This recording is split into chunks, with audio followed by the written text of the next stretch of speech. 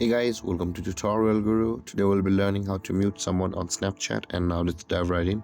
Now to mute someone on Snapchat, first open up your Snapchat app, and on this interface guys, you can see the messaging or the text icon at the bottom left corner of the screen. You can go over there. You can also do this from your friends option on your account, but either way it's the same. Now in order to mute someone on Snapchat, first go to that person's chat box. You can see a lot of personnels over here. So in order to mute someone, so tap and hold on the chat box of that account, and this kind of interface will appear where there is the chat and notification settings available for us. Tap on there, and again on this interface at the bottom of the screen just above the done there is the notification settings.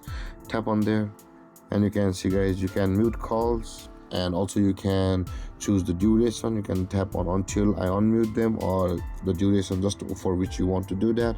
You can also tap on the mute calls and tap on until I unmute them. Then you can see guys, you can mute only one of them. Yes, but this is how you can mute someone on Snapchat.